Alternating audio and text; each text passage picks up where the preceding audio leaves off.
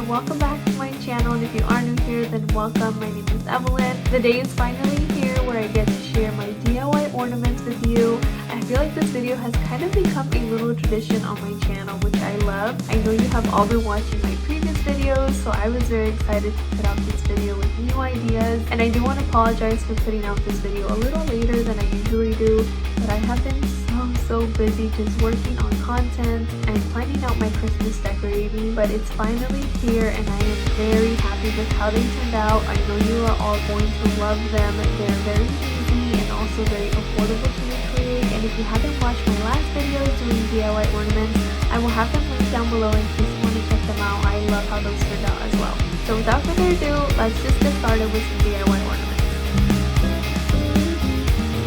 The first DIY ornaments are these marble ornaments. I saw these beautiful marble looking ornaments on the Magninco website. They were $36 for a set of 4 and I thought I could recreate them. So I went to Hobby Lobby, I picked up some craft ornaments. These were about $4.50, very inexpensive. They are also plastic and shatterproof, which I love because I do have kids. And then I grabbed a variety of neutral paints that I already had. I will have all of them linked down below. And what I did was I squeezed a little bit of each paint into the ornament, and then you're going to start to swirl it around. That way the colors start to blend and create a marble design. It's going to be very harsh at first, but then you're going to cover the top with a paper towel and you're going to start to shake it. That way the colors blend even more and the colors that are sitting on the bottom start to blend with the other colors. Once you are done shaking, you are going to want to remove all the excess paint that was left inside of the ornament. I wouldn't suggest leaving the ornament upside down so that the paint kind of runs down, because then that's the design you're going to be left with and you kind of want it to look like a marble. So what I suggest is just tapping the ornament on a paper towel and trying to remove all the paint that was left inside, and then grab a hair dryer to kind of speed up the drying process of the paint, and that way it doesn't budge anymore. I also replaced the ornament caps that they originally came with these ornament caps from ornaments that I got from Amazon, and it just gives it a very high-end designer look. I love how these turned out. They look very expensive. You wouldn't even guess that you made them.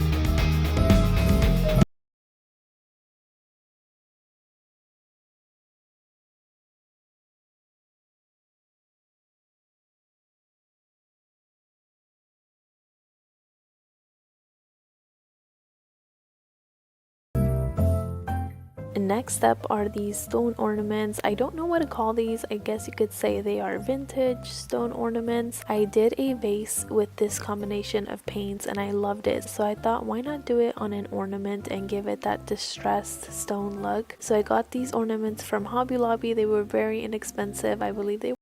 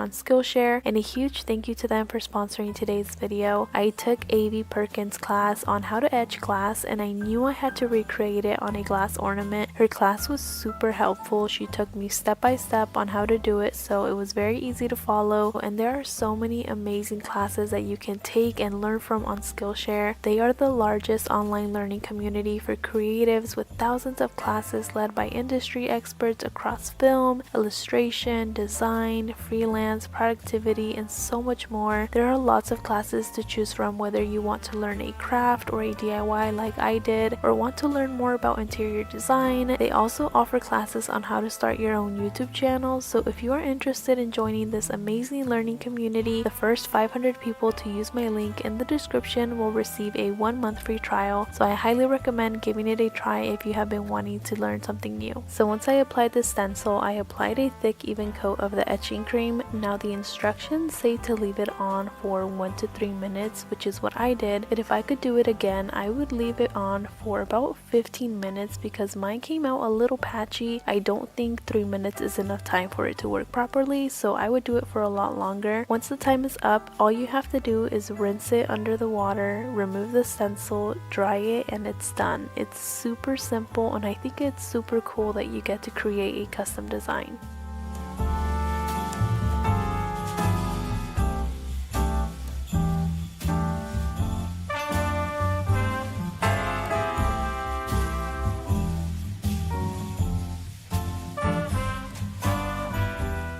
For some of them, I thought it would be cool to add some dried florals and some greenery, so the one that had the flower etching, I added some German statice, and then for the Christmas tree, I added a few sprigs of greenery. I did this last year on some clear glass ornaments, and I love the look, so I thought it would be super cute with the etched glass ornament. And when you are putting your floral inside of the ornament, please do not stick your finger inside. Since they are glass, your finger can get stuck and you can cut your finger, so use a paintbrush, a pencil, anything that can fit inside the ornament to help you maneuver it and place it where you want it.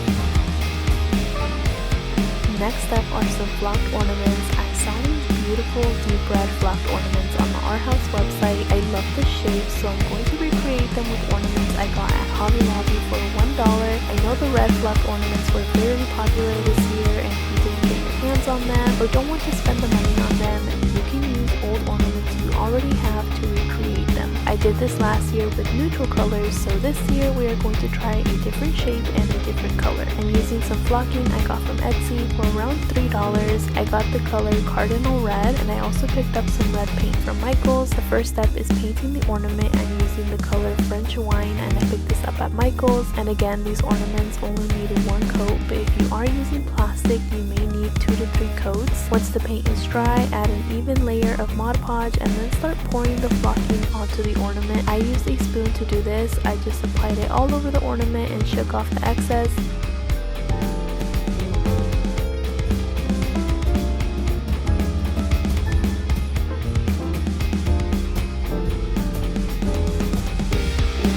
If you see that the flocking isn't adhering onto some areas, use the back of the spoon to pat it on and shake off the excess. And since the ornament cap was a bit too gold in comparison to the Arhaus ornaments, I mixed some antique gold rub and buff and some brown paint and applied it onto the ornament cap, and that's it. It's super simple. You can probably make around 6 to 8 ornaments with the flocking, depending on the size of the ornaments, but it's very affordable and they look just like the expensive ones.